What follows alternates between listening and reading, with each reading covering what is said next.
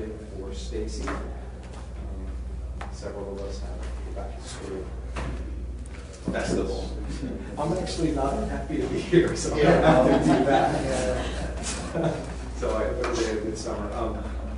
We'll try to get through this quickly, just realizing everyone's busy, but there's a bunch of topics I just want to make sure we cover. First of all, I don't even remember minutes from June 24th. Did I submit any? Did we not have any, or was there? I think you've only maybe done one or two. I did at least two. At least just whenever you submit them, we'll just bring it up. I've got to go back and look and see if I did. So just you don't have to make them a big deal. Right. And that was the consensus meeting on both the zoning application software suggestions and the parking meters. So that's why I thought I did send something. I'll look.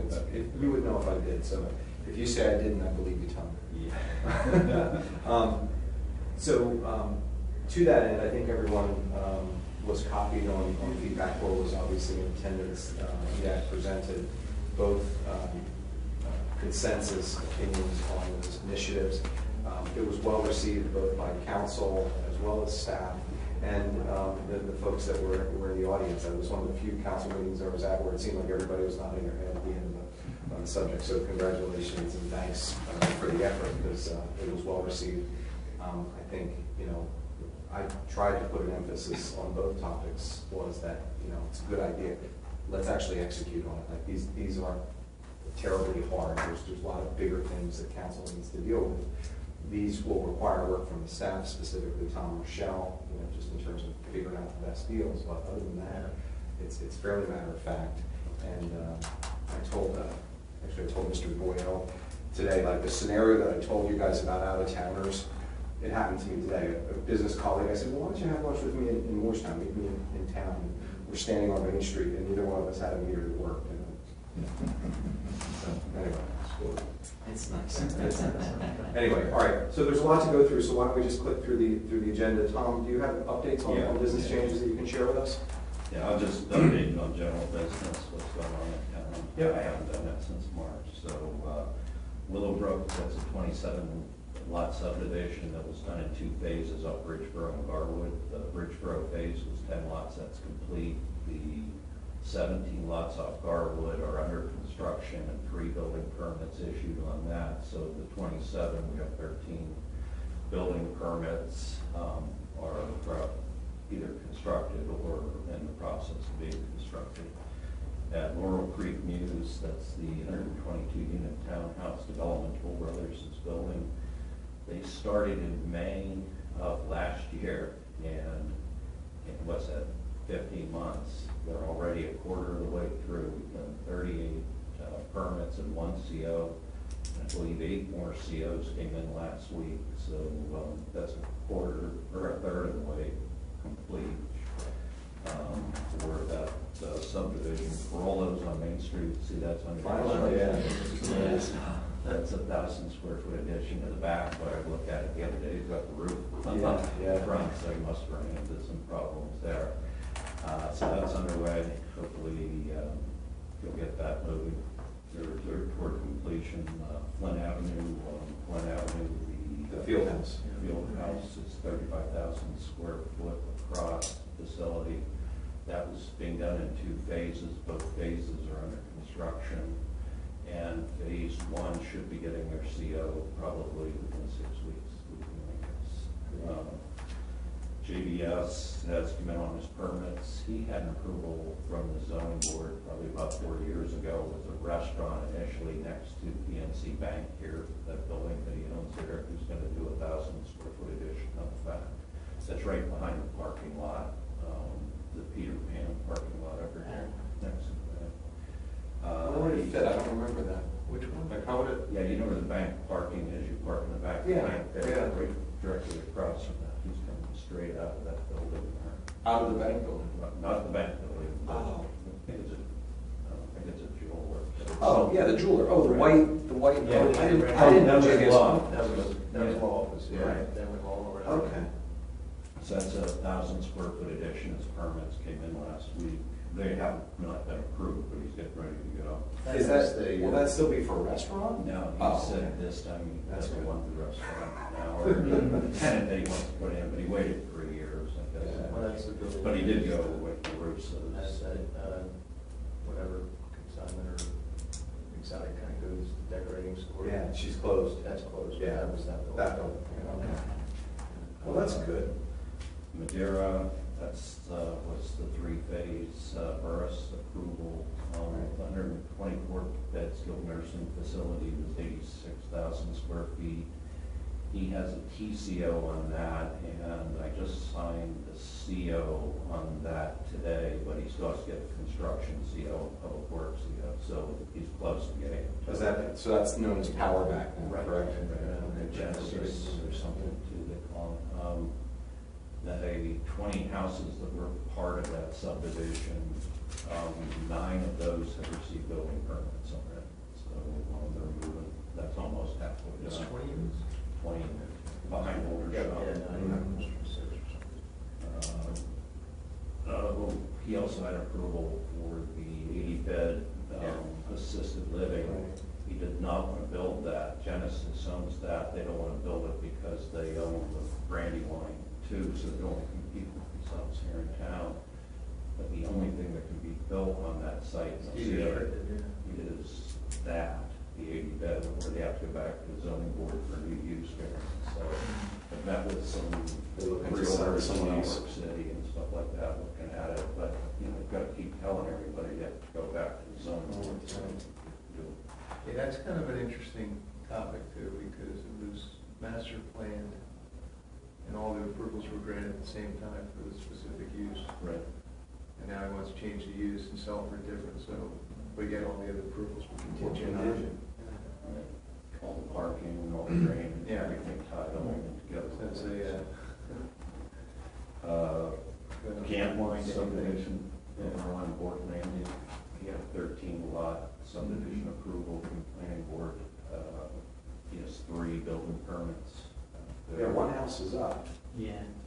Yeah, It looks good, it's framed and then. Frame and the other one. but he has 2 more building, Good. or still 2 more lots, so he's got 2 more in construction. Great. The CEDAS project, that's the Navy project over in Centerton and Hartford, that's under construction, that's 72,000 square feet there. Revicchio's 16-lot subdivision, section N, State McLean. They have planning board approval, but they still haven't met conformance with their plans yet, so they're still working on that before any building permits, or I can sign their plans for them to file the subdivision. So there's still ways, but there are people looking at that to buy those 16. I can't remember, where is that, in Stanford Plan? It's right, you know where Deer Rest is? Well, if you look at the football field, it's right behind the football. That's what I It's thought, that okay, whole okay. Tree line right there. Where the airport was. where the Okay, airport- yeah, okay. Buffalo Wild Wings, they're real close to being completed, I would guess probably 6 weeks, maybe, to opening. They have all their permits, everything, they're just gonna be looking for COs coming up here. 500 Pleasant Valley, where the Quest Diagnostic is, they have a 5,300 square foot addition, their permits were issued, that's under, if it's not under construction, should be. Who's the owner of that, do you know? Came in, and it was, I can't think what his name is. Quest They- is they Quest were is the just only about tenant. 500. No, no, he's Valley not the owner, Associates. the Quest is the tenant, and the owner's the front user. Okay. He does, data storage, I think it was, I think it was some kind of, storage. And he started an expansion, Tom? 500 Pleasant Valley Associates. or Yeah, the something- name, something like but that. Yeah, it was just very their good. How big is the expansion? 5,300 square feet. And 232 Strawbridge Drive, that's maternity destination. We received their permits, they've been issued.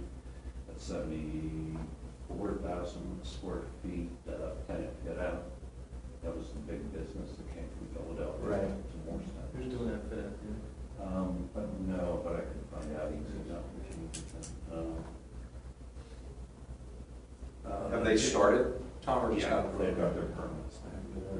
You know, so, the cottage in Camden Avenue, the Jeff Dye, or Jaffe Dye Mhm. proposal, that, they submitted an application to the zoning board. The zoning board started its review. They just wanted to go for the use variance first. professionals felt that they didn't have enough information from them to be able to recommend for or against a use variance to the zoning board. So they have to submit more information to the board. So my guess would be they'd be probably heard in January. And was that going to be a mixed use, or what did they land I'm on? talking about 24 apartments and, I can write it down. Is that That's 24 or lots? 26 I think apartments. it's 24 Yeah, apartments. coffee shop. And like some kind of commercial space. I don't know what will be there, but Is that on both lots, or just? Well, it's all on one lot. But One Getty the- lot, or No, no? no, Yeah, the there's Getty no lot's other not, side. you can't build on, you can't build residential on the Getty lot. It's good, Because because of the. yeah, whatever, because, I don't know, So because it's not, So they wanted to put parking in the basin over on the Getty lot, and then, or additional parking, and then develop all the apartments on the right, if you're facing the lot on the right It's side. gonna be 2-story, 3-story? Two-story. That's a lot. That's an acre. Yeah. That's a lot. I don't think I have any more updated than the zoning board has, never talked to Jeff about it. Wow. To get 26. Morristown Mall, so far we've got Distrito, Asteria, Firebirds, Corner Bakery, Theater, and now Missouri's open. Rosari's got their CO last week. All of those have their CO. The Harvest, Right, that's the one that's coming. they submitted their permits, and they're being reviewed, so they should be issued sometime soon. The zoning board did approve their outdoor seating about a month ago, so that's okay. Lutheran Home. Has, just going back to the mall for a minute, have they approached you at all on what they plan to do with the last license yet? I think that's for that really big 500-seat one that's coming in. Right. And there could be some water issues that may have to face there, so we're not sure really what's going on. They started to ask for that. Okay. Lutheran Home was to 5,800 square foot addition with 14 units. They've started the demolition of those little units that they had out there, so we're hoping that'll get underway pretty soon. Planning board approved H.H. Gregg to move into the Loman site. They had a loading dock they needed in the back. Council just approved the. So there'll be 3 appliance stores all across from each other, plus Boscov's and Sears. Came across the street, If you can't find a refrigerator in Morristown, there's not a refrigerator made for you. Raise your margins, right? So, yeah. Someone asked me the other day, where can I stop and get printer ink around here? Everywhere. This guy stayed Yeah. there. I think Chick-fil-A. The last one I had is Just Noodles Restaurant in the Eastgate Center. The CO was issued for that. Just to give you an idea how busy it's been. We've had 60 single-family homes permits in the last 12 months. If you think about COs issued, that's in the last 4 years, we didn't do 60 COs to issue, so we have 60 permits out there right now with what's going on, so we've been pretty busy. Do we track at the township level the inventory of existing home for sale? Now, that you can see, like Classic Towns has some of that on their website. If you go to that, they have all the home, or what they know of all the home sales in Morristown. You just go to the map, click on it. They're for sale. Yeah. Tied to Zillow or something like that, or? No, I don't track, I track COs.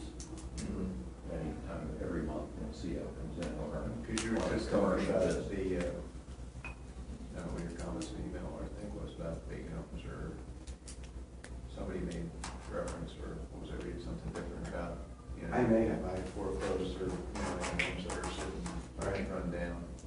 Is it worthwhile to have some mechanism to make a realtor submit?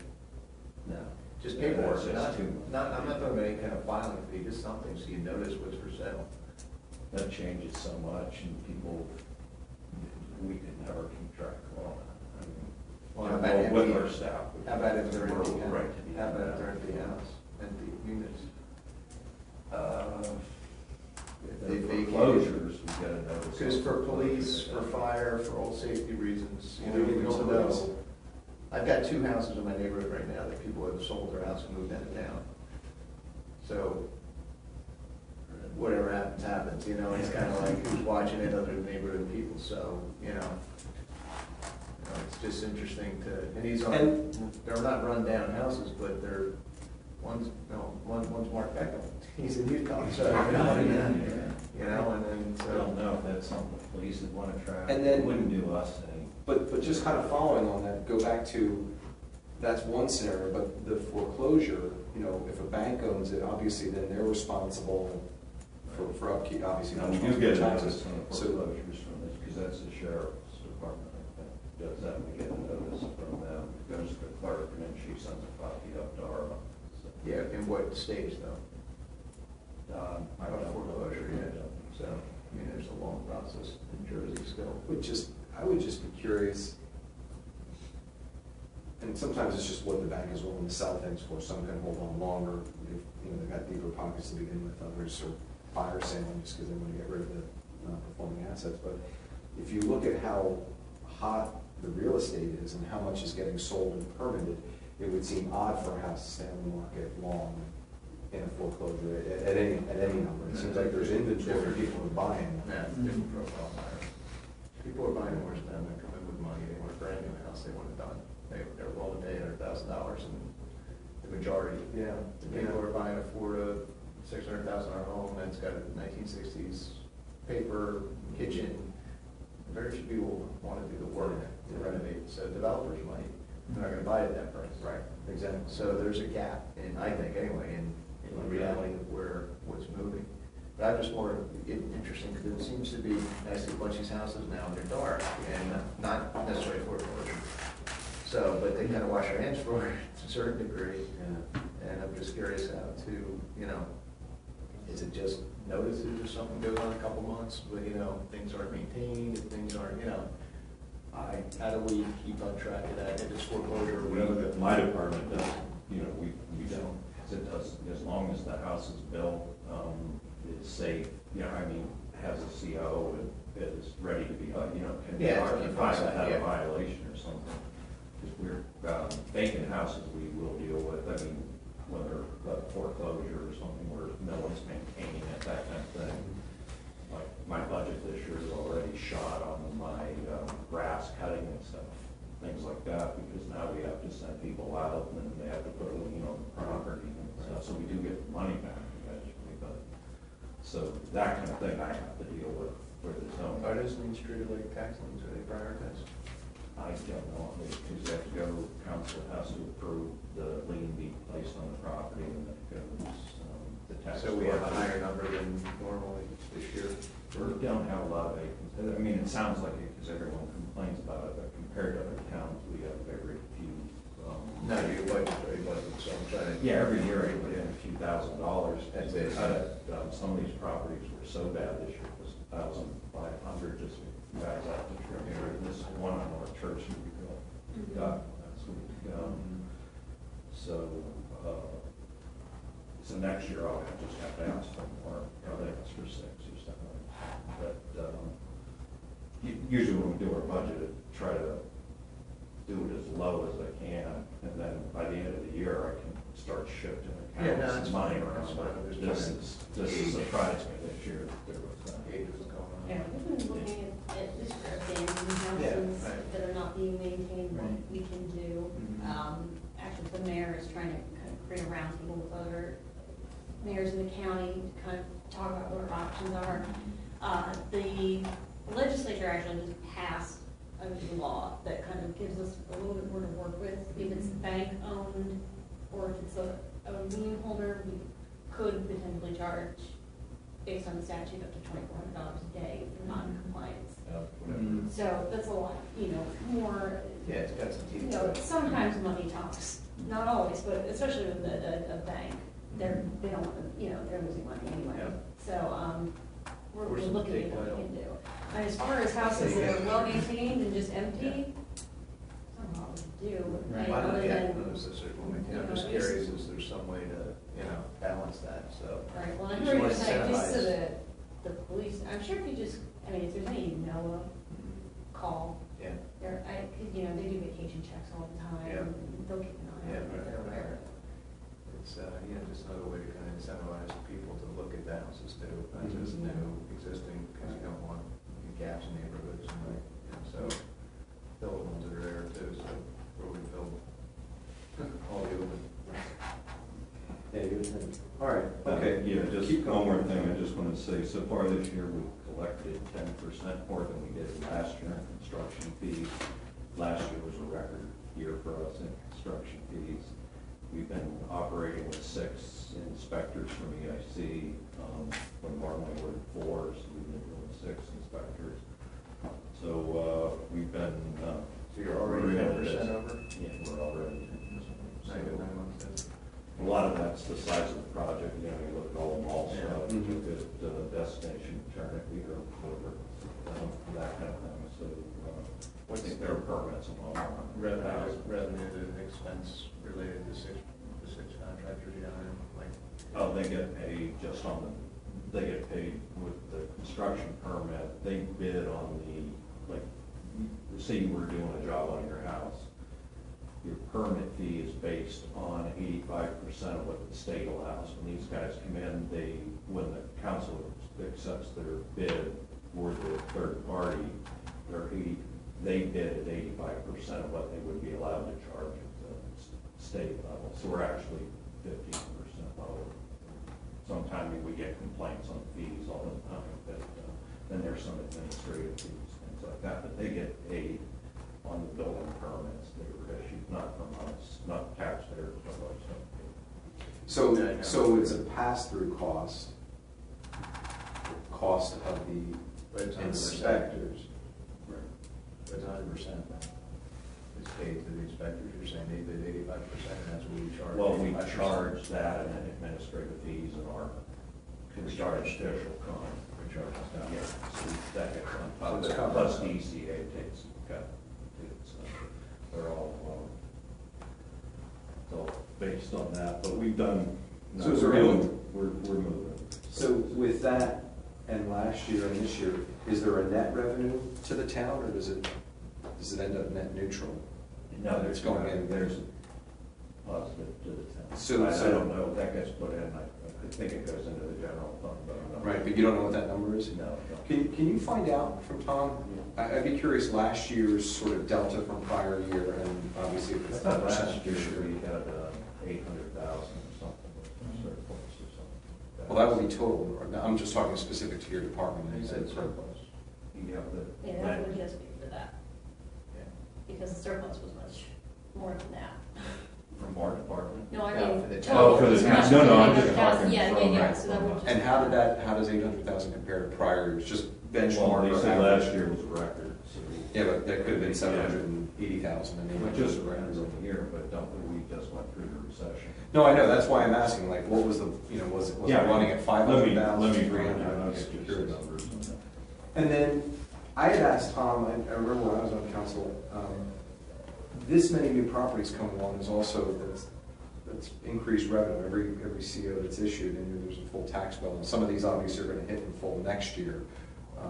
You won't get the full benefit this year, but with this type of volume, that also should be a metric that's tracked separately, not necessarily by you, but by Tom, because as you guys do budget, you could think that, hey, we're flat and we're not raising taxes, when in fact your costs are going up, but your revenues are up, and they're sort of lost in there, and there's a lot of work to get all these things done. That to me would be a good metric to know when you see this type of pop, because the important thing is you're not gonna have this type of pop every year. You're not gonna get 60 COs per year for the next 10 years. So you need to manage to somewhat of a more realistic number, because when that goes back to historical norms, how do you fill that gap? You get stuck then. So it would be helpful for you guys to know, and you can actually use that as a bit of a tool, I would say hammer, when you're having the budget discussions, to make sure that things don't just slippery slide up in expenses because, hey, look, we're revenue neutral.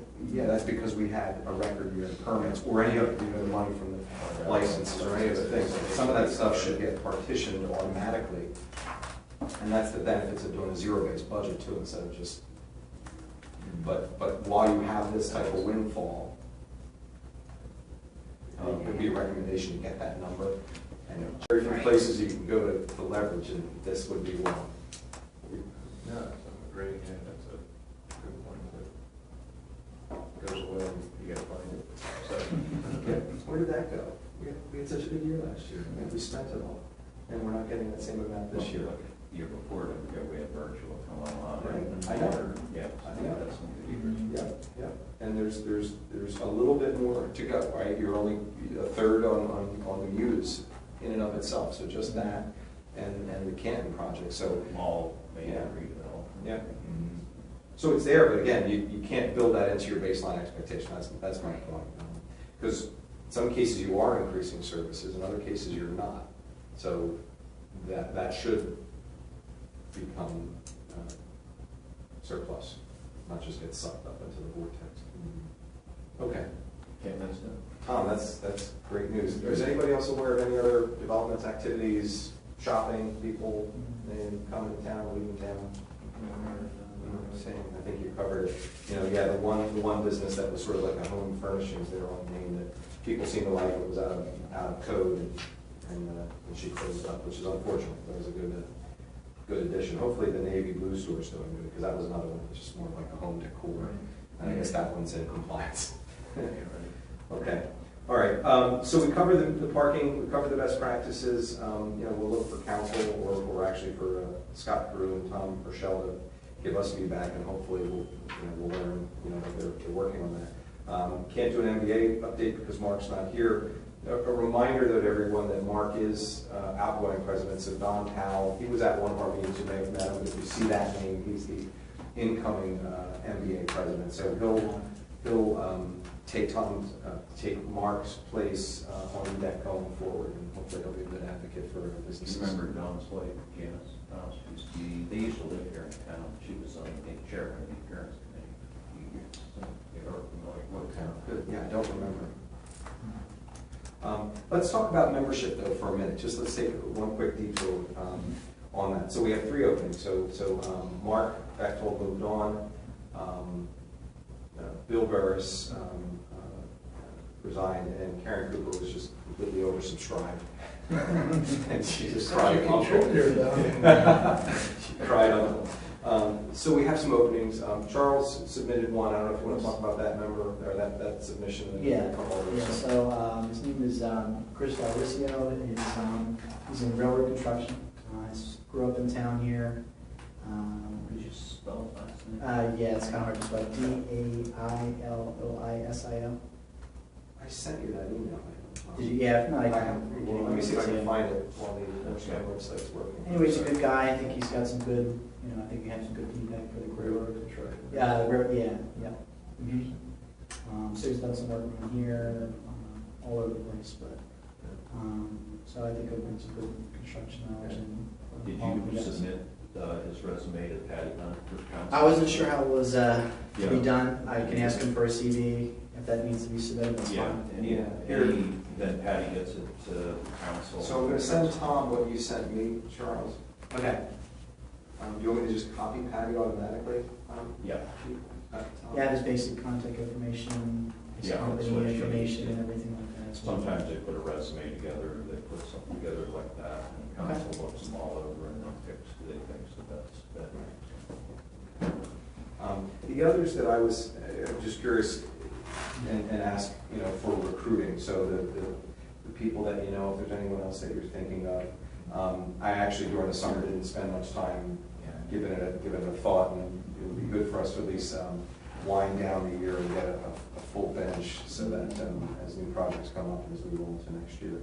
But what I was talking to Tom about on the way in, given that we have 3 openings, certainly if either as a new alternative to consider, but we've got Lockheed as a huge employer in town. If there's some Lockheed employees that are sort of longer term as opposed to transient, they might be an ideal person just because they're tied to an employer, they've got a longer term view, they're not necessarily going anywhere, nor is that business. And similarly for Pre, I think there's a few management level folks from Pre that live in town I know Joe Aristone lives in town, I don't, Joe for some reason, I was- think, Joe yeah. was, he resigned because he was too busy, but he was on the committee for probably 4 years. I wonder if he could make a recommendation of anyone else.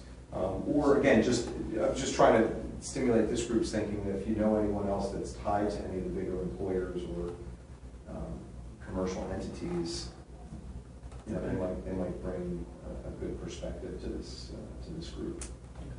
All right, but so we have one nomination and 3 openings, so if you have any. Well, council may have other. Yeah. Actually, Joe Burgoyne, I don't know if you know him, he lives even. Yeah. He. Well, I know his brother real well, I do. Over Boundary Creek, Mhm. run into him over there sometimes, and he had said he was interested if there were any openings, but I think he's moving to Medford. So he may not. And I did But every inform, once in a while somebody I asks. did inform council through Steve Solomon, and so they know that there's openings, and it's, you know, obviously it's a political appointment as much as anything else, so. Council Patty could have a Yeah. stack of these things over here, she might know. Yeah, I mean, she hasn't shared it with us recently. We know She there's may been not vacancies. unless there's a vacancy, Right, yeah. right. Okay. All right, so the electronic marketing brochure, I don't know. I asked unless Mark Mark about gave it, you an he update. said that's what I thought he was gonna update you on. He said that they had done some stuff on it, but I was checking my budget out the other day, and there is 1,500 that they asked for is in that budget, so I wouldn't mind them spending that this year rather than have to put it back in again next year. So, he wants, so if they're moving along, Do they you should get have, going. Joe Murphy was the other guy who was helping, Yeah. right? Do you have Joe's contact information? Yeah, If you do, can you send it You to know, me? we always invited him to these meetings, I and know. I don't know if we're still doing that or not. But Maybe I- somebody that wants to be on here too, but I don't know. He may want to be on it, but, and at least to this project, my sense was Joe was doing the heavy lifting. And so, you know, my goal would be for us He's the again one to with the finish, background. yeah, finish this project, get it off our plate, hand it off. and I would have liked to move have on. seen it done for the council dinner, that's what we were, thought maybe last Yeah, year. yeah. But Well, there's it's still only time. 15 minutes, you know. There's still time.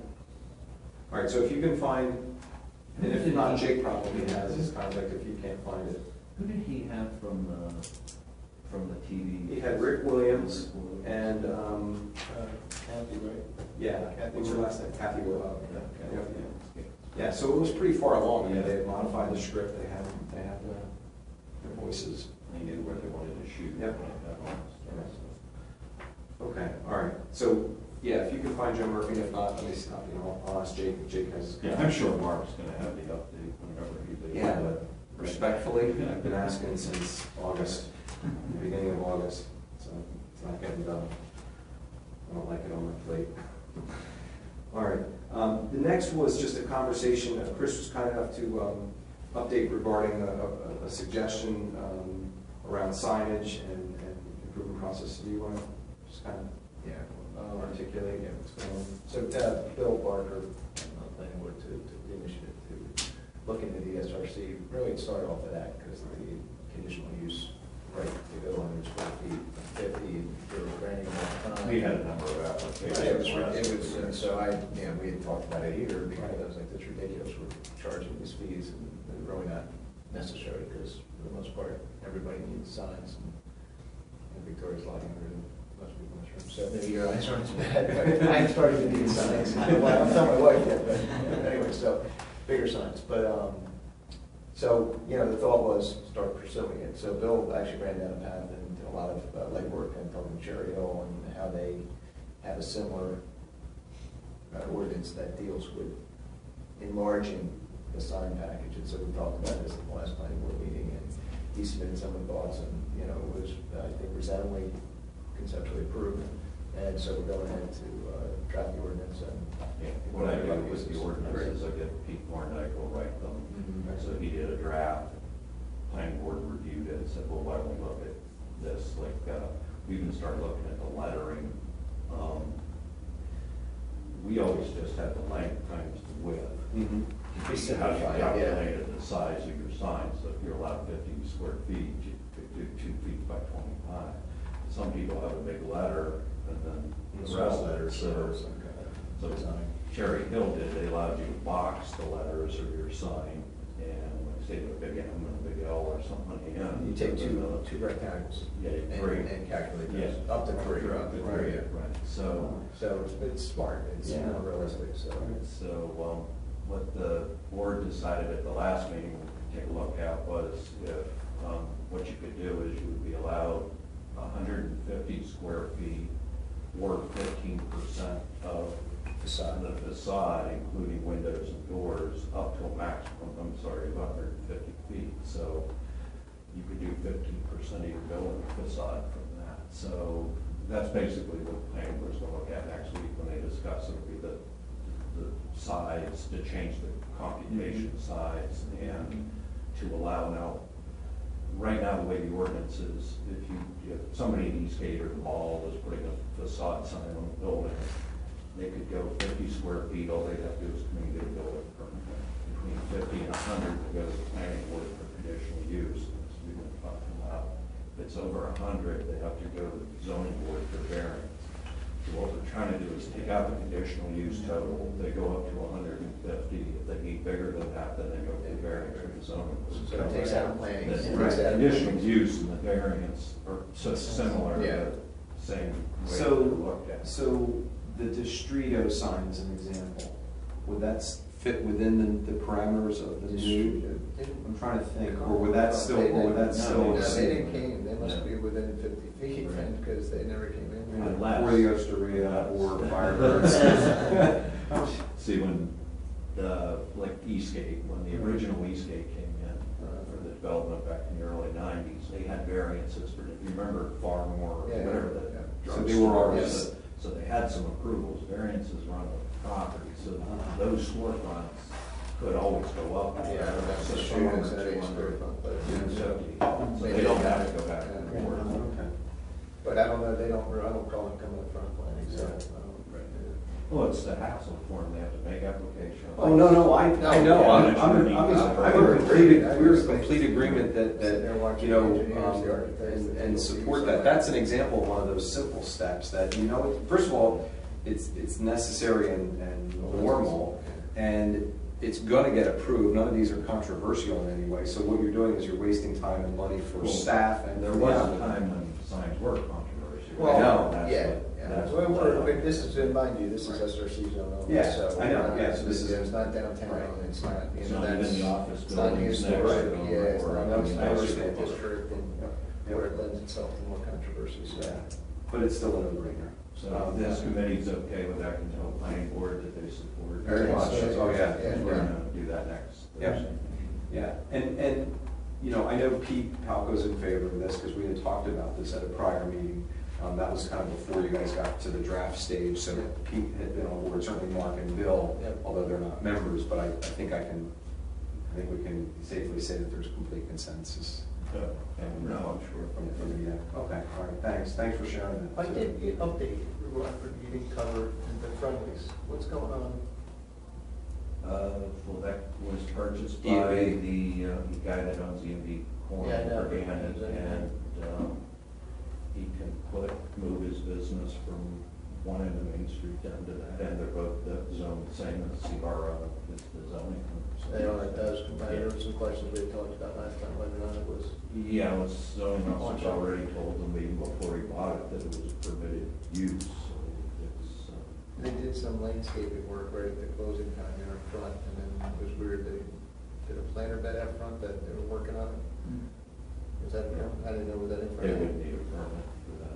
Now for retaining, little No, retaining. they won't even need to come into the board for the application if he doesn't put an addition on. The only reason Burris needed to was remember they had two, like an 800 and 400. Oh, I know they were adding on, yeah. so- If they hadn't done that, you could move right into a building as long and do interior renovations, things like That was a that. construction permit, he didn't come in for a permit?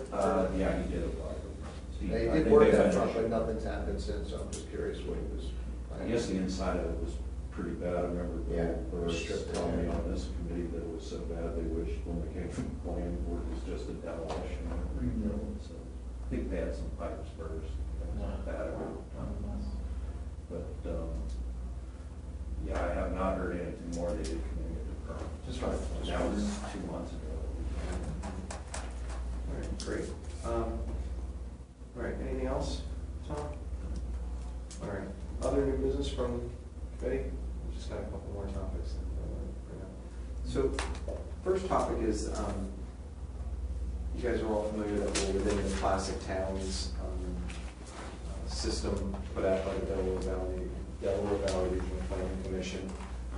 I'll send you the most recent, or did you send it to everyone? Or Yeah, I sent that. Yeah. So the thing that I wanted to, this is always, there's plenty of ideas and there's not a lot of folks to execute on it, but it would appear to me that we're not leveraging that site as much as we could, and it could be something that it's, our IT person or someone within the staff, but creating links and even just blogging, simple blogs around big things. So for example, if you look at just everything that's happened in the mall just in the last 9 months, about the Regal Theater, about the street opening, about et cetera, those are blog worthy, and the more times you have those hits in social media, those start to pop, right? And we weren't even in the top 10 referring sites. Now that doesn't mean that people are finding us through other ways, but this is a marketing tool that towns are able to get into, and it's not one that we just haven't resourced anyone I to it. haven't had the time to go in and. There's no. I'm not looking that you need to be the blog master. Right. But what I've, again, from an Edac conversation, here's one of these channels that, perhaps again amongst us or somewhere within the staff and team, we can find. Blogs are easy enough to do. It's just it's a poor man's version of a press release, really. I mean, it doesn't require a whole lot, but it's an opportunity to get buzz out. We've had some very significant changes in town, and it doesn't cost much. This is also a place where, when that digital marketing brochure is done, you can have a hot link here. It's not just on Morristown's website, because if you're already thinking about moving to Morristown, you're on our website. Now, it doesn't mean that we shouldn't have it there, but when you've got someone who's looking either for business or moving to the Delaware Valley, and they say, "Oh, Morristown wants this," and they click on it, like these are the tools that are low or no cost to us. These are our marketing tools. Yeah, that we're not using right now is my point in bringing it up. They changed the format about 5 months ago. They contacted me, and all I could do was go through, because all the original pictures and stuff I had taken and worked on the whole thing, but they went back through and put their own kind of pictures in of town and stuff, and all I could do was go back through the wording and make sure they weren't saying, like, some businesses had moved out, and I would change the name, like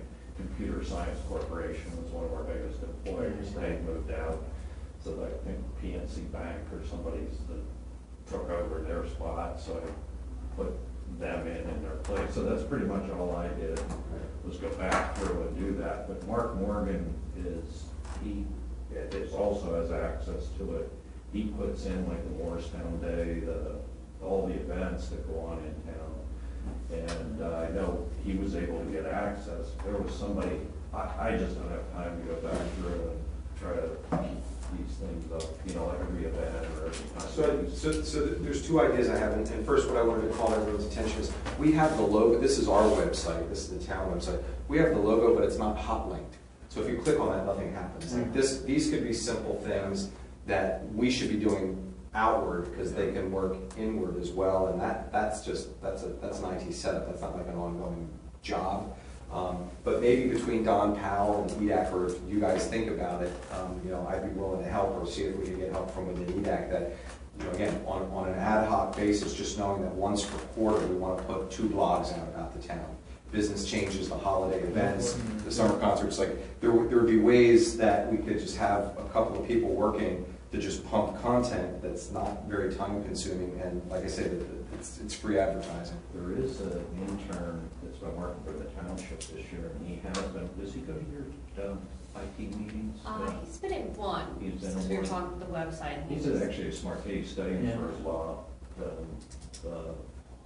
tests or whatever he has to take. Also, yeah. And, all the tests. That's what I was going to say. So anyway. I think that they're lawyer test. So, but he's been doing stuff with his township website, thinking of ideas to make changes and stuff. Great. So, but I would give those to Scott. You could give those to Scott. He's in charge. This is like we talked about briefly before about incorporating some additional volunteers and, you know, even younger pushes down high school positions like this. I mean, there's some impressive people in this town at every age level, so you could certainly get some cooperation, I think, and they need hours for volunteers. Yeah, is any kind of stuff like this on the IT? There's so many websites that post on it. Well, I'm working on the website right now. In fact, I just met with a few vendors today. So, I mean, kind of, as that's wrapping up.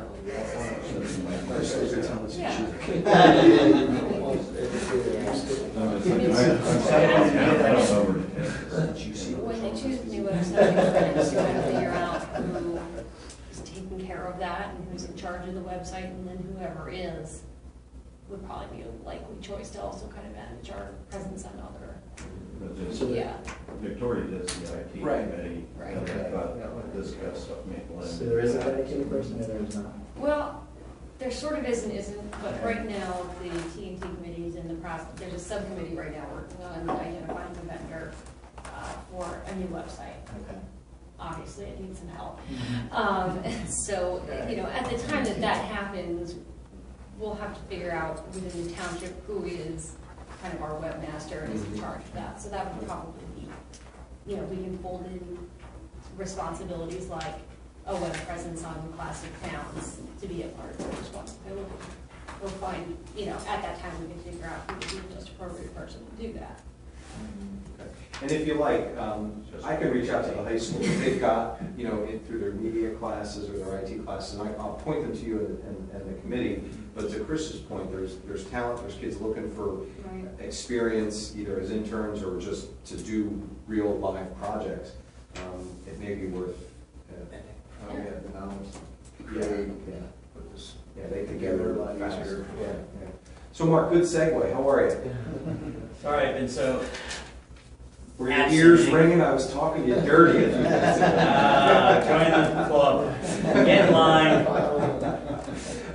But actually, we had kind of moved on to some web stuff and leveraging classic towns more, you know, outward blogging around businesses, all the changes we've got, all the exciting things going on. But it's also a great place where we could hot link the digital marketing brochure when it's done. So that's a backward way of saying, do you have an update, or what can we do to help you finish it? Because I know I know you're busy. I know you're also on your way out of MBA leadership, but we're close. So I want to make sure we get this thing wrapped. Well, that's why I wanted to get over here. My rehearsal got done pretty early tonight because I didn't think I'd get here at all. You look better without the beard, but No, definitely. Thank you. The last piece of it is the recording. And I just let Rick Williams. I have to get to Kathy Orr. I'm around Rick all the time. He's in our current show, 2 shows currently. So I have to reach out to Kathy, and I just haven't done that. We want to get them in the same room at the same time to record the audio track. So I will reach out to her and see if we can maybe piggyback on a tail end of a rehearsal when Rick's already there. So it's a matter of coordinating schedules right now. So I will do that. Once we have that recorded, then the videographer can lay that in. Can lay that in. Everything else he's edited, all the chapters. right. I think have to pay him. I know $1,500 is authorized for him. Right. Now we also have the need to pay for the photographs, and I mentioned that in the last meeting, I guess in the spring.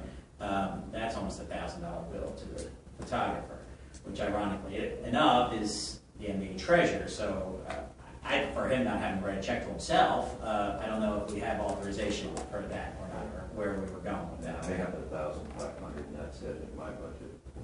Okay. That was the other piece that I remember was 1,500. I thought it matched up with our cost. Right. Remember, we were lucky. We thought we were pretty lucky to get that. Right. Oh, believe me, I understand. All right. Well, we'll figure that out. If the NBA has to pay for that, we'll do that. So that's the last piece of the puzzle. I'll reach out to Kathy this week and try and pin her down if I get her to a Sunday afternoon. Is there anything that we can help you with? Unless you're audio engineers and can come record it. I mean, my guy will come record it. I just have to get them in the same room. I think this is something Mark could be ready by the council dinner on December 2nd. Oh, I'd love to have it. I think it can be. Sure. December 2nd. Okay. Yeah. Yeah, we can certainly, I'd love to have a draft I of mean, it for you before then to show this group. Right. And then, so, yeah, I will reach out to Kathy, I'll email her when I get home tonight and just say, hey, how do we get you on, when can we get you and Rick together? I think that's the last piece. Any other NBA updates? Yeah, Catch your give breath a and- quick NBA update. A lot of things going on. We just had our monthly meeting last week for September. We try and do this every election season. As you all know, the NBA doesn't endorse candidates in any way, but we'd like to present the candidates. So we had the Democratic candidates for Congress, or candidate for Congress, Amy Belgard, as well as invitations to the two Democratic Town Council candidates. Ed George did come, and Elizabeth Endress had come to a previous meeting, and she would have loved to come again, but she's a high school science teacher, and she had to get tested that day, so she said, I just can't put a sub in that day. So she apologized. Amy was there, Ed was there. At our October meeting, we'll have Tom MacArthur there, and the invitation out to Stacy and Manny Delgado to come and say hello and address the NBA members. So we try and do that. We've had, Congressman Runyon has been there when he was running, and for him, John Adler, and so we're very lucky in that way that the candidates, I don't think they're all going to anonymous business association in another Burlington County town. I won't pick on anyone. But I think the Morristown name really, they want to get out in front of our people. So we're very lucky that way. So we had the Dems in September. Republicans will be in October. Our November meeting, we're going to do it at Osteria. Get away from the community house a little bit and out. They asked, could we bring one there? And they're the only one of the liquor licensed establishments that is a member so far. I mean, I've asked Firebirds. Distrito says they're going to. Firebirds has changed general managers. I hope to get them all in for next year. But Osteria's been in since they opened. Nice. So we'll do a November luncheon there. And I'm hoping Mark Petrie will speak. They don't know the schedule yet. Not one of his partners. And then we're also in the midst of trying to determine whether we're going to hire a part-time staff member for the NBA, which would be a first.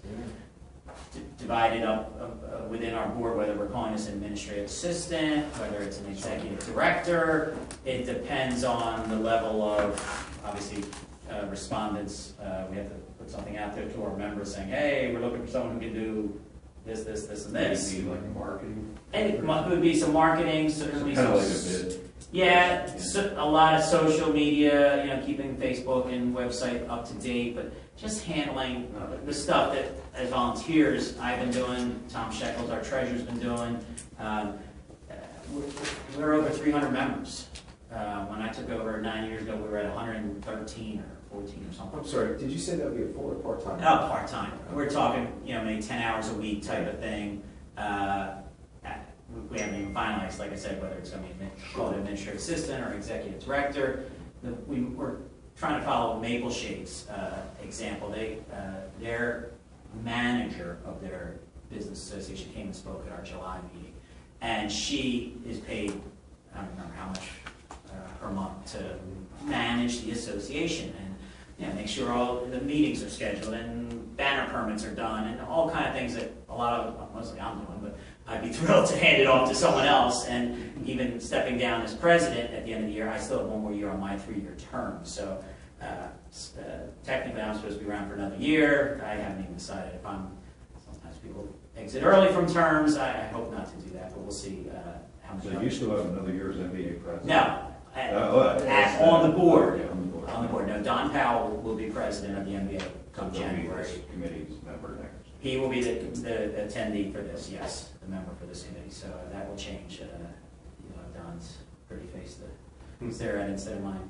I'm trying to think what else. We have Autumn and Morristown Day coming up October 11th. The Halloween parade will be October 19th. It's always the following Sunday. So that has a rain. Autumn and Morristown does not. Figuring the costumes could get ruined in the rain. So we always do that 2 Sundays in front of Halloween just in case. So they're the 2 big events, and we normally have had 3 within the span of 3 weeks with Candlelight Night. Normally it's the first Friday in November. This year, we moved it to the first Friday in December, at the behest of some of our members, some are upset about it and not liking it. And I said, well, we're going to try it this year and see if there's, a lot of reasons to move it back. We can move it back. Part of the thought process was that we would try and combine with the community house and their tree lighting thing. When 3 of the officers of the community house last year at the tree lighting ceremony came up and said, Mark, we got to put this together with candlelight next year. I said, okay, great, sure, we can do that. Well, so we moved it in, and then they said, no, you know what, we want to keep them separate. We don't want to lose our identity. So, as of right now, that's on a separate date, probably a Monday or Tuesday. Is it, Remember did last it year already it get was set? Go ahead, you first. I was just gonna say, remember last year, the tree lighting ceremony conflicted with the boards and committees? Yeah. So you might wanna look at the date. Right. So Tom, did candlelight night date get set? Yes, it is the first Friday in December, First December Friday. 5th. And when's the tree lighting? I don't know their date. And they were afraid that it would conflict? That they would lose their identity if it was merged into an NBA event. What if you can't? Well, it's more like if everyone was walking on Main Street and, they get a car. I thought it would make it just I a thought it bigger would- yeah, I event, just thought it would because make as soon as that both thing was big. over, Like, that's kind of a 1 + 1 = 3. right, well, as soon as that was over this past year, boom, Everybody this it was year. done, 10 after 6 or whenever they lit it, it was over, and I was like, now what do we do? And people that wouldn't have necessarily gone to the tree lighting, who might have been there for camp, like I say, it would have been reciprocal benefit on both sides. Well, I think with the new executive director of the community house, I've mentioned it to him, and he said, well, I don't know if I can change it for this year, but we'll certainly look it over. Ideally, the thought was candlelight night, Friday night, tree lighting there, the holiday parade the next day is always the first Saturday, so they have this big weekend, all the events tied together. Well, it'll be 2 out of 3 now, and theirs was on Monday, I think, last year.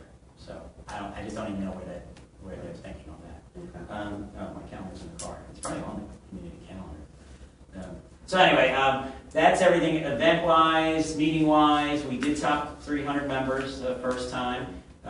We're looking at maybe update our directory for next year and accept advertising in it, which we've never done. Maple Shade does that and almost pays for itself, just taking ads in from members.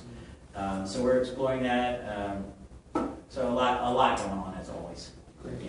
How do concerts work out? Just Um, having them at the community. Conceptually fantastic.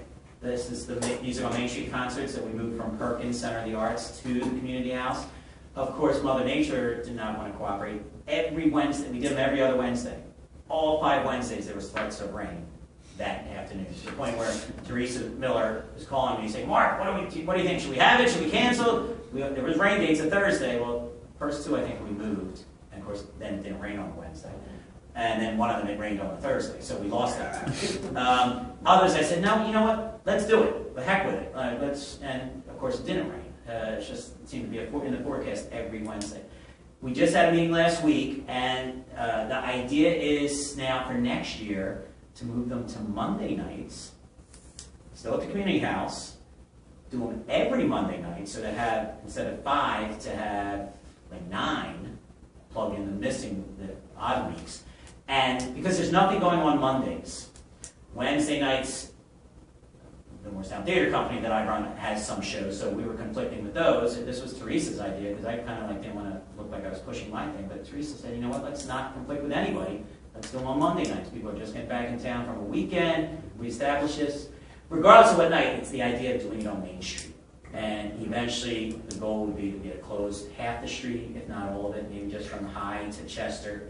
And, have people walk across the street to the new Mauricio's or to, Healthy Garden or whoever's open there, and have dinner before, and then come to a concert. Or the concerts that start at 7, they're over by 8:15, 8:30, have a late dinner.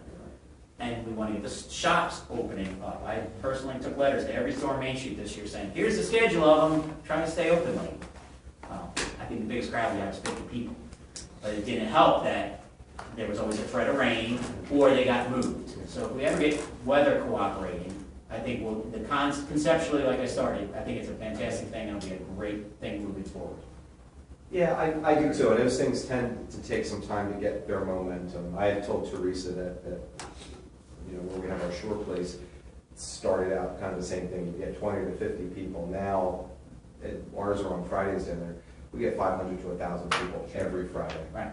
Well, I think that the content of the concerts, like who's playing, Right. that has to change a Sure. little bit. It's a little skewing older, Yeah. and I said, maybe we get a group that does more for kids and families, and more maybe a night battle of bands for the teens. So if we have 9 nights. I don't know where you want to go with the music selection, just the idea that there's this guy in town who hosts concerts at his house.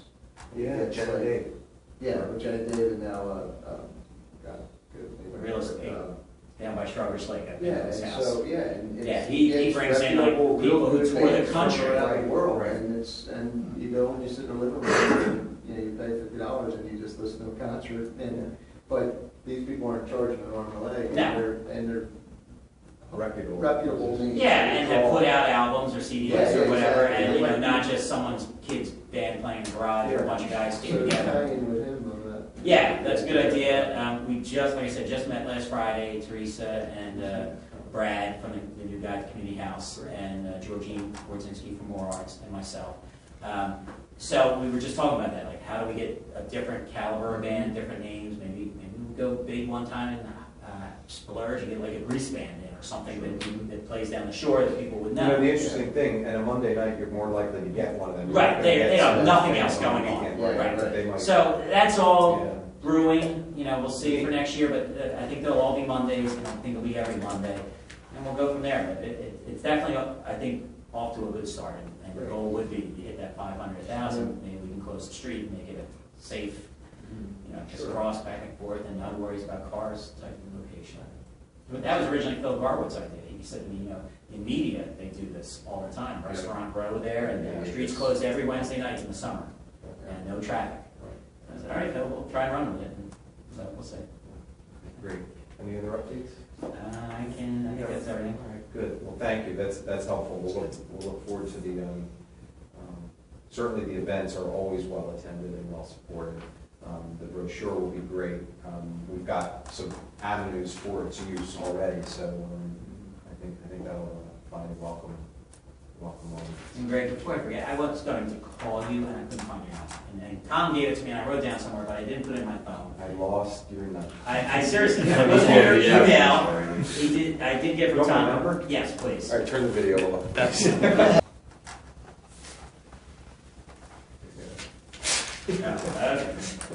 All right, okay, so, Sustainable Jersey, I don't have an update. I know that they're close to bronze and going for silver, but I don't They've really know already much. got bronze. Right. They've applied, the deadline for submitting was September 14th.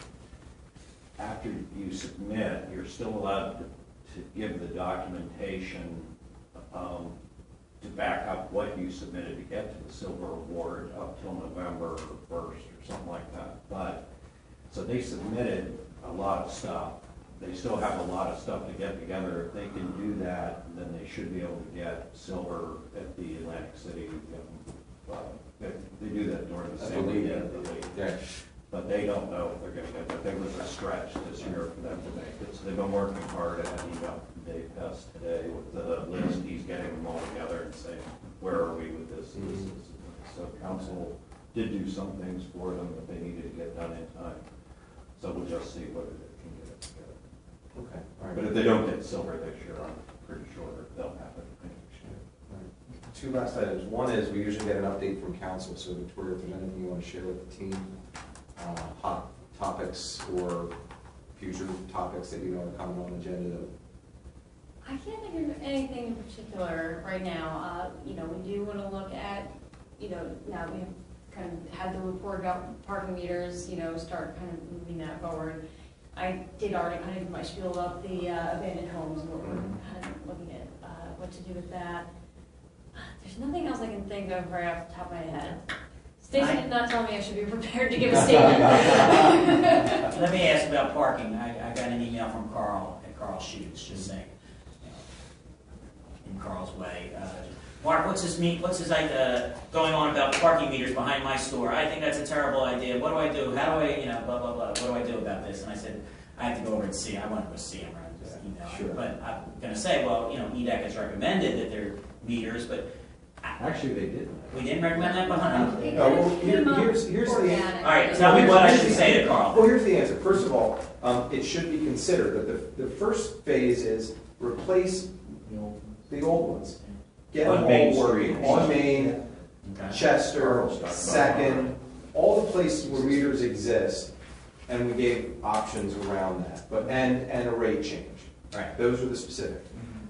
For the lot that, we all get the benefit of, including those people, we're now going to the next stage from the Taylor study that Edac Right. helped get the grant for, to do the engineering. So money's gonna start to be spent on how to improve the lot here. It's gonna cost money to do that. Historically, there was a real or implied tiering of use, which is never enforced, and metering, which should be considered at a certain point.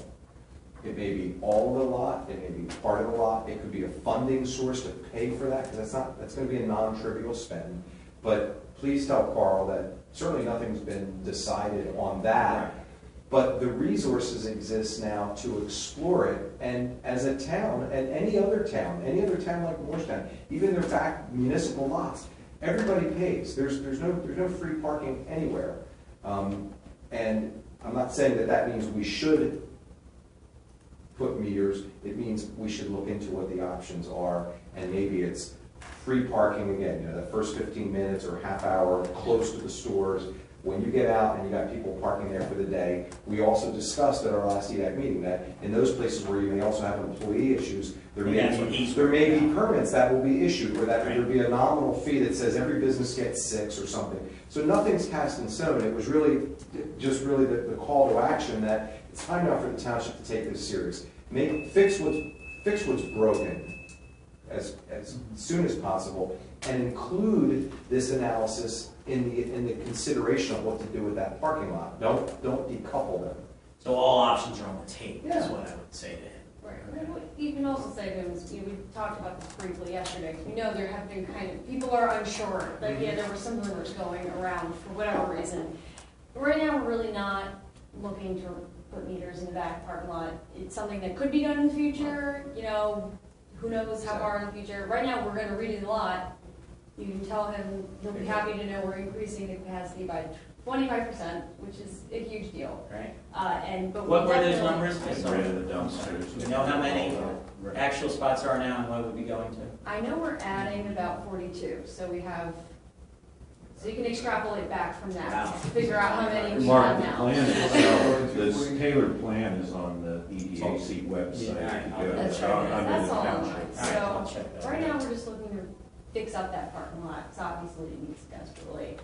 We definitely want to move forward with fixing the meters on Main Street, because they're a mess, that, for all the reasons that this Right. committee told That's us. part, We need to do that. And Options there. right, because we want to support people going to the businesses. We're not, we don't really want to, we're not looking to make a huge amount of revenue. It's more about keeping the turnover, Right. paying for the meters themselves once they're Right. installed, but it's not, we're not trying to make a buck off of, And did we- employees parking in the parking lot. Did we, as EDAC, have a recommendation as far as in front of the community house? Because Brad and I were talking about that. We did not. I think that would be something we should look at, that we should put meters back there, rather than, that's where people are parking all Yeah, day, all day, because yeah. there's meters there. Yeah. And that's in the heart of the Why did district. they take them out? Because people complain and said, why are we charging people? They're not being charged somewhere else. I don't know, that's what I've heard, is before my time, but I remember Harry It's Coons. expensive when we did it, because we did it as part of the streetscape. Right. They went in. Well, God bless him, but Harry Coons always said that, we don't need any meters on Main Street. Right. And Harry, come on. But the last thing I'll say, and as a council person, Victoria, just, my office is in First Baptist Church right next to Carl, so that's why I'm right there. I mentioned this to Tom on the phone yesterday, the idea that there is a lot of people park in the municipal lot and then walk through the Passerellos or the karate place through the First Baptist parking lot. And right now, there's a curb there. I would think at some point, and I don't know who I should say this to, but I'm saying to anyone and everyone, there should almost be no spot, it should be striped off so you can do wheelchairs or strollers through the opening that's there right now, but get rid of the curb, it should be flat. And little more accessible. Right now, I see people struggling with wheelchairs, that have to lift them up over I the can't curb. visualize where you're at. You're talking about walking through the Baptist church. But behind- walking directly Oh, like behind behind Carl's, directly behind You Carl's, go by the cemetery to go to. Right. okay, to between the Pastorello's. cemetery and the church, there's a lot of people cut through there to get to the back entrance of Passerello's, or come up front to go to the karate place. That's private property, right, so. Right, but I would think, you know, if the curb was knocked out, I don't know if it's Carl's, if it's still on the municipal side. It's not First Baptist, because it's on the Carl's side of the cut through. Yeah, good question. So it just would be something that I think, That should come up in the engineering analysis, like once they actually lay out the footprint, I guess that would. and I think it maybe If it's just less talking to the cars. people who are right there, you know, making sure Carl has access, and, you know, When when we did the sidewalks downtown, what we did, we had the plan drawn up, and then we took sections of it and went to every business owner downtown and gave them their section so they could actually see what was gonna happen in front of their, you know, their. Right. If we hadn't done that, it would have been a big, what's the interior design?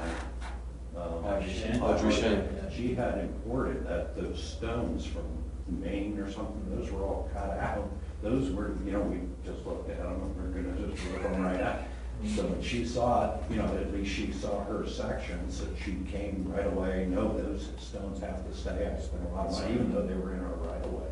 So we were able to keep that. There were a lot of changes just by knowing what the business owners, what their input was, but that's how we did that. So maybe something like that, anybody that's impacted by it. Well, that's what I'm saying. You know, this is, we're just at the plan stage, we're not, you know, haven't done the engineering at that point, you know, we'll be soliciting feedback.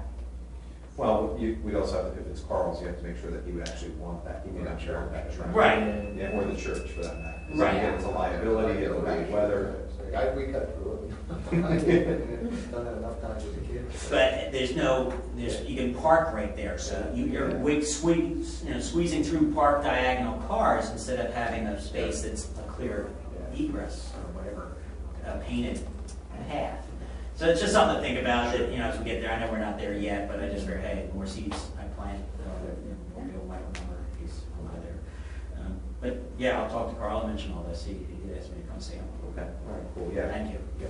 All right, so, last items, one is you know, I'd asked council at the last meeting to start to think about sort of next initiatives that they would like Edac as a group to work on. So we've not gotten anything back yet, but that was just, the meeting was 2 weeks ago, I suppose. So, but we are looking, obviously, to contribute on meaningful ideas. And You know, when I was talking to Stacy today in advance of the meeting, and, you know, we haven't discussed this with council at large in a meeting, but she had said that you had kind of bounced around an idea a while ago of interviewing business owners who have recently gone through the permitting process. Then you made a recommendation that we update our permitting software, but to kind of talk to them and kind of see how did it go? Did it go smoothly? So, you know, I'm sure on the back end we have it kind of down to a science, but, you know, perception Actually, is such a big part yeah, of I think we reality. did. So did that ever happen, or? No, actually, we put that in the recommendation, Victoria, for this next step, so that as you think about not just the software, but the process, we need to enlist them to give that feedback. So that was in Right, our. so I think, But I know they provided different concepts, like big developers, small developers, Right. individuals, things like that have gone through the whole front, the planning process, the zoning board, you know, like the actual permit process from concept to the final. right. So I think I thought I sent that to you and Pete. How good it is. Yeah, I know we talked about it, I don't know if I got it. Yeah, I remember sending, because I went back to all these permits and just started calling, you know. Just a reference point that we were talking to, but it's very emotional when submitting for a permit because it's personal. And so I tried to balance the reality of, let's just use best practices, because if you know, I got named to be left out, but approached me before last planning board, oh, yeah, you were doing this wrong, we're having a meeting coming up, what do you guys know, what's going on? Because I got somebody who's, you know, been later off about, you know, a process that they went through, and I'm like, you know, if you react to that emotion, you're gonna get emotion, not reality and facts on how to make it a better process. So I think it's a good idea to talk to, independent third parties, but you want to be careful on reacting to township constituents that are going through a personal experience, because half the time it's just bad information they submit. It's, they didn't follow the right procedure, they didn't know what was going on, and so I don't know how real that is gonna be. I understand what you're saying. I think one part would be soliciting feedback. I guess, if we did go through that process with at least a few people, we would see if, maybe most of the frustration they're having is just that they're bringing it on themselves by not submitting correctly. And maybe that means that we need to make it easier for them to understand how to submit what they need. No, but that's. And that was within our recommendations. Some of this was the process.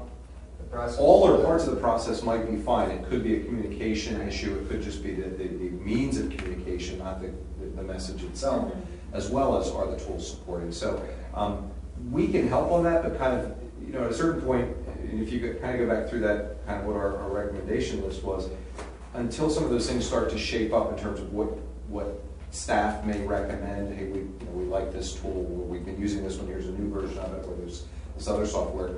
Until you start to get a shape of where you think it's going, the feedback may or may not jive. And I think at a certain point, for us to hear it and to relay it may not be as effective at that point than to get the groups who are actually touching it on both sides of the process discussing it. Because that, ultimately, that's where then Tom and his crew needs to hear that firsthand instead of. We are a little better that we're all together again. That was some of the. Right, and that was reflected in the report as well. The first step was just proximity. Get everybody in the room again, see where it goes. You're right. I mean, the ease of information is part of the website. It's part of, where do you go? How do you get it? Part of what we talked about was, kind of dumbing it down. There's 10 points. What are you looking for? Is it a home renovator or your homeowner? What's your block and lot? Where's your survey? Simple things that can direct you off a website or even on a screen in the office, that can save Tom from answering those questions, because. We got Pete Clifford out for the next 3 weeks. He's out. Is he okay? He had an operation, so he's out. So I've got Jim Rodeman trying to help with can start all the permits to keep the zoning end of it moving.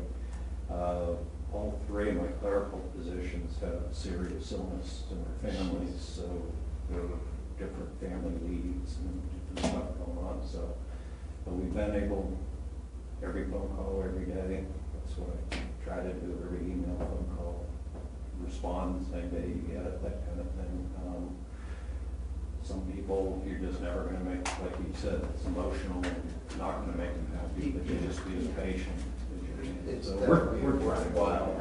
Yeah, but it's definitely, again, this isn't a critique. It's how do we make your job easier? And it's that's what we do. That's what I said. We'll try anything. Some things, little things, could help us. When we moved into the new building, they got rid of our fax machine, a hard fax machine. Connie, who handles all the building permits, and all the inspectors, the last inspector at the end, he sends it all out to the person. We get the hard copy, and it's done by the third party. So everybody now has a fax number in their computer. You don't have the hard fax machine. So we've been doing that for 4 months. Here we find out it takes Connie an extra half hour every day just to pull everything together, scan it, get it onto her fax, and send it out.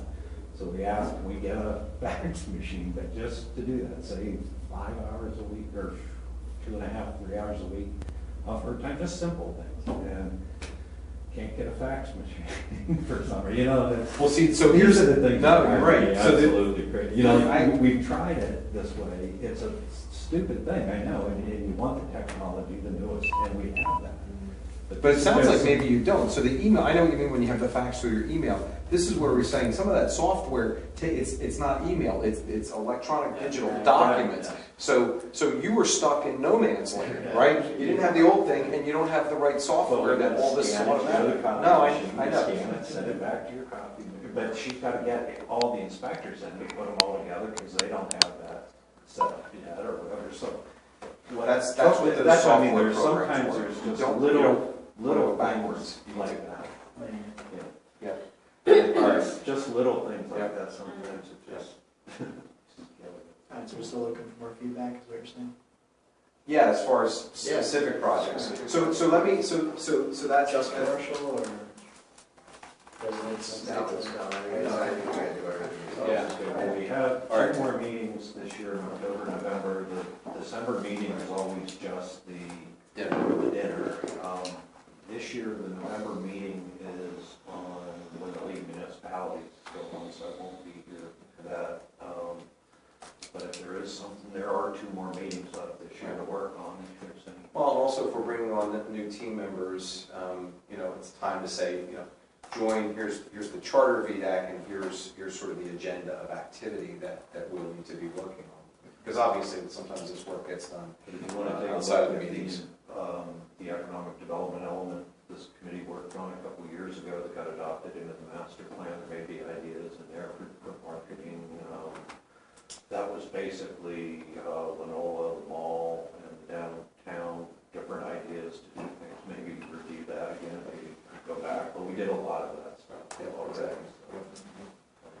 Okay, and then the last thing, I sent around some stuff, and again, this is more of a developmental conversation that we need to stew on a little bit. But the evaluation of status of our utility, and there's lots of pros and cons around the benefits of a town owning their utility, and there's every bit as many on the other side of that around, particularly when you're dealing with old towns and old infrastructure, and high costs, and water quality and safety, water pressure for fire department, all that kind of stuff. So there's a lot of moving parts. But let me just orient you to, I guess, a couple of the relevant things are. One is the way the process would work. So I'm going to start with the end first, just so that we know. This is not necessarily something that, we said, let's do it, and we made a pitch to council, and they liked the idea that they could just go ahead and enact it. This is one of those where if council was inclined to pursue that, they would vote for it, and then it would go to referendum. This would actually be a town-wide discussion, because it's obviously a significant utility and impacts everyone's life. So that's actually a good thing, and that's why I'm raising it now, is this is not sort of a quick, hey, look, the numbers say do it or not do it. It's the kind of thing that at a town with the infrastructure of our age and the way utilities are regulated, the way Morristown, like every town in New Jersey, is already forced to buy water that it doesn't need. So there's already the intrusion of the state on how we manage our utilities, that it begs the question of whether or not we want to even be in this business. There's limitations as to what we can do with the revenue from it. We're not intended to be a for-profit operation. So how we manage the revenue, how we manage rates, to provide the best service at the lowest cost to all of our citizens, while at the same time maintaining a capital structure for infrastructure repair, planning for the rainy day, and building up money that can pay for these things. And I think Morristown has generally done a good job relative to some other towns in our area. Having said that, that may not mean that it's the most ideal thing for us, and that, again, when you've got an infrastructure and system as old as ours, that even if we think it's well run, you need a few water main breaks unplanned in an old system, and suddenly, we're in a world of hurt. So rather than wait for there to be an emergency, I think good prudent management suggests let's look at what the options are. There's at least 4 water companies in New Jersey alone that maybe all would be interested, maybe none would be interested. We obviously are forced to work with them. We do work with one now. It's New Jersey American. It's who we and I think we have a decent relationship with them, because we put some things in place to get the toll lawsuit settled, to get the virtual construction done, and all that tied into other obligations that we have in terms of buying water beyond what our own wells produce. There are localities that have recently gone through it and made a decision, and actually there was a great article in the Wall Street Journal on the other side of the conversation, some towns that did it and weren't happy with it. Now, none were on the East Coast. I don't know if that's just the vagaries of that particular story, but I just read an article around some towns in California that said they wish they hadn't done it. They were all much bigger than Morristown, so it may have just been a scale and an authority standpoint. But Haddonfield has recently gone through this process, and actually the first time it went to referendum, it failed. The second time it went to referendum, it passed. On the positive side, things like rates can get locked in, can be negotiated into the sale price so that the citizens are protected in that. And the revenue, and the reason why I'm bringing it up also, not just trying to be thoughtful on behalf of the town, but by title, Economic Development Advisory Committee, the things that we can do to help the sustainability of Morristown. The sale price is non-trivial. It's generational changing that these towns can command. And in our case, we have, at least at surface level, it appears we have a very well-run and decent shaped water system, and that's an advantage as it relates then to what asset value could be. So, we could be talking about, $30 to $50 million asset sale. And again, for that reason alone, even if we decide not to do it, it's the kind of thing that, good, prudent stewardship of the town and its assets tells you you have to look at. You just do. There's not many levers that a town like Morristown gets to look at to say, could this change or set up the sustainability, the tax stability, the revenue for infrastructure or other support, that could literally take us through our grandchildren and beyond with that kind of money. So, What is our budget For the total budget? Oh, the total budget? Well, the utility budget is Yeah, actually just separate. total budget. The utility off the top of my head. Not utility. Oh, total okay. town budget. Oh, just the township. Township budget. 3? 23 million. Yeah. And I thought it said 500 to 2,500 per hookup. right. So you multiply that times 8,000? Residences? Yeah. Or hookup size. 6,000. So I mean. plus commercial, and then it's times 2 because it's water and sewer. That, I couldn't tell, I was reading that. In that- It said- in that it said thing- sewer and water, but then it said water, and I was trying to figure out what, Right. there's 500 to 2,500. There are. There's going to be a lot of issues both ways. Right. If you look right now, we have to use the Mount Holly MUA for the sewer. Yeah. And if you look at the people at Laurel Creek, they're paying a lot more than everybody else in town, and that infuriates. I mean, Yeah. you look at these calls, Right. people are Yeah. really upset that Go they're Parker. paying. We pay the same taxes, we do this, why are we paying so much? Just an example, for water in the town, we pay $3 per 1,000 gallons. In Delran, that's under New Jersey American Water, they pay $10 per 1,000 gallons. So it's significant. We do That's have water BPU issues that we legislative. I need thought to that address. said per But dollar is it, amount, Tom, it's BPU legislative. pardon me? The rate is BPU legislative. That way. I think what we do is have Bill Butler right, come to one and of what these we, meetings. and what we discuss pay things like that. New Jersey is different. In other words, our rate with them is different than what we can do ourselves. But we're also regulated as to what we have to charge. So we had to put in rates that met the utility, the state utility. It's the whole thing is kludgy, and there's ways. And by the way, Well, you I mentioned guess Laurel the long Creek. short of Some it- people have actually had rate reductions because of things like this that they're already getting On the hosed. sewer So side, towns, so- yeah. So that's why I'm saying is like there's no What's clear answer. involved with getting, if there's 4 companies would bid on this, what kind of money would they spec and time up front? If they would survey our infrastructure, they give us a hard price. Yeah. So far, I've only spoken to one of those 4 companies, and they know that they have to kind of put investment time, and they also have to spend time with the staff. So I think that's just part of their due. And by the way, the advantage is that's not a cost to us. Like, that's part of their due diligence. So it's not like we have to spend engineering dollars. But They- you gotta commit resources, you Yeah. gotta commit time Yeah. for construction officials Yeah. or utility people, they have to spend time. Right. Right. It's not an easy investigation without having. That's right. Yeah. I mean, the good news is, go ahead. Township is always maintained, like when you look at like Haddonfield, say, they weren't maintaining Right. down there. Yep. Yeah, no. Morristown Yep. has always Yeah. maintained their You're water right. lines and systems. So So, it's a mentality, you can. yeah, you get by. Right, and then you let it run down to a certain point, and then you say, oh, well, You're right. let's sell, like, so. Or it's so broken, you really don't have a Oh, choice. yeah. It's not like that you could say, well, if we can work our way through this, or we've got the capital ability to bond for Well, ourselves. okay, so- And by the way, do you want to make the investment in the staff and the employees to do that and then continue to maintain it?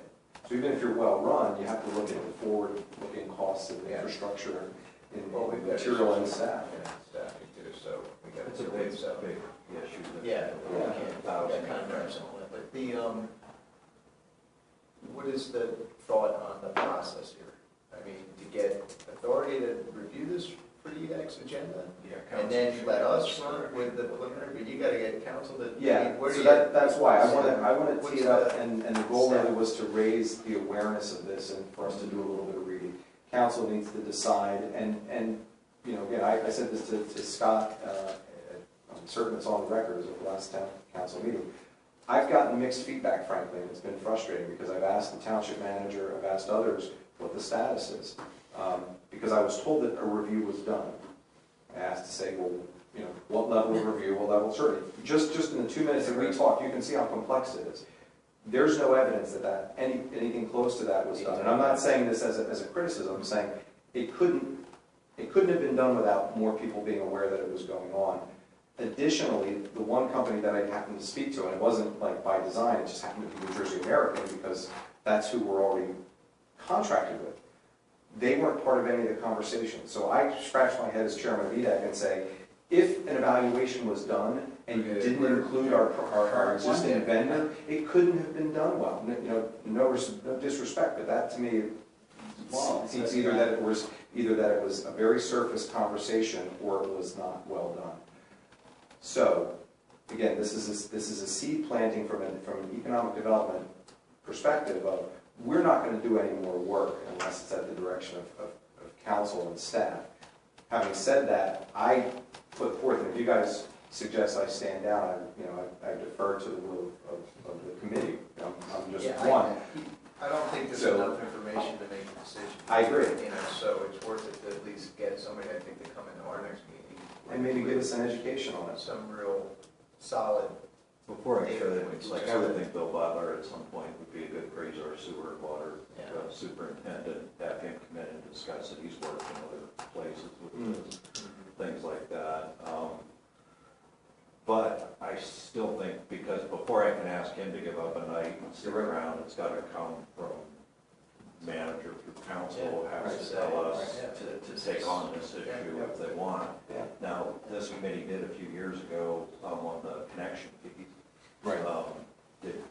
Mark, you were here during that. I think I was the liaison then. Yeah, they, council, I don't know if council asked or Jake just went ahead. They got into the connection fees because there were so many restaurants and things like that were having to pay. It was crazy downtown, a lot of businesses weren't coming in there, so they did.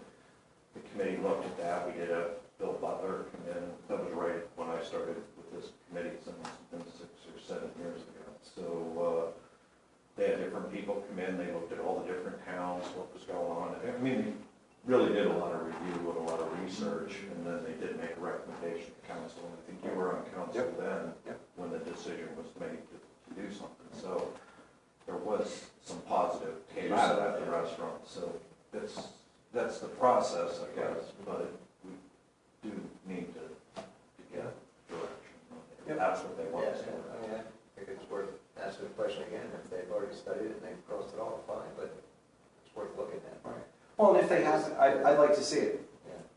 You know, I'd like to see what level of work was done. I think that's a reasonable ask, and regardless of the outcome, that's, They're saying, yeah, it's like, okay.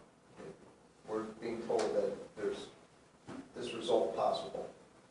Okay, so is that result not worth doing any further investigation on or not? So, because you've already done it. right. So, Yeah. I'm personally a little skeptical about public utilities. I know it's a private company, but it's managed, I've dealt with it in business-wise on the electric side.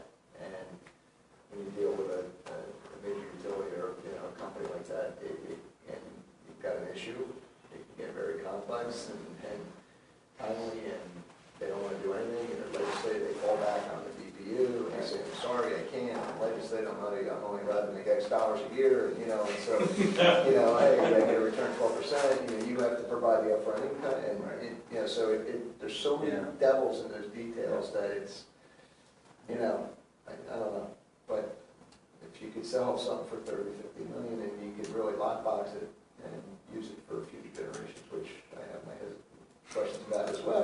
The rest of the town doesn't mind when they start paying $10. Yeah, exactly, so. But that too, even if you just read the one article I sent, that, and again, I think particularly when you're a town in good shape, that's a negotiation. You set the terms of what you want to sell it on, and they actually know that, I mean, they're smart too, they know that's a losing deal, so it's not like the towns that have sold, have a 300% rate increase the next cycle. Well, it's scale, Yeah. but it's not scale for long, people forget 3 or 5 years down the road, now it's back, now it's up to full rate. Well, again, then you're back into it, this is why we don't know, but this is why you do the exercise of these, is say, and how does that compare to a 100-year-old well that fails? And by the way, the state only allows you, like, we had to move heaven and earth to build a well that we don't even use, just to prove that we had the capacity. We spent $1 million. No, I know, and I supported it, but what I'm saying is, so we're being forced to build infrastructure that we're not allowed to. Geared to water the whole. Yeah, or any of it, or any of it. Right, that's what I'm saying, Right. public. So we're paying one way or the other. It may not be in rates, but it's just passed through as other costs. So anyway, I raise it as for consideration, and So what do we need to do, are we presenting it to the next council meeting to determine if we want to, if we I authorize guess, to proceed with it? Yeah, You already talked to Scott, and Scott told you to get back to you if he wants you He to was, discuss it. I don't know. Scott and Tom were supposed to meet with me before this meeting, so I at least have that level of information. So the ask to our council liaison is to say, if there's evidence of a study, we'd love to see it, as well as obviously a conversation between staff and council to say, this ought to be looked into, or we're tabling it. But, sort of just again, respectfully, we're tabling it, we're not interested, would not be a sufficient answer to me. I would want, show us, what work was done to justify that, so that then we can say, okay, that's fine, and, it could come up a year from now or 5 years from now, but it's worth looking into. And the town strategically, in terms of its own 5-year plan, not just a master plan, should be, there should be a strategic plan around any of our infrastructure. So even if this spurs a different set of actions, that's okay. It's serving the purpose of, we've got a huge responsibility to the citizens. There's a cost factor to it. There's pros and cons around, do we need to invest more in it and continue to own it and run it for benefit or worse, or consider an alternative? I mean, that's really what it comes down to. Because there's a revenue opportunity, a non-trivial revenue opportunity in a town that, don't have that many levers to create sustainability, it's worth looking at. For the same reason we did the liquor licenses and any other kind of big ticket items.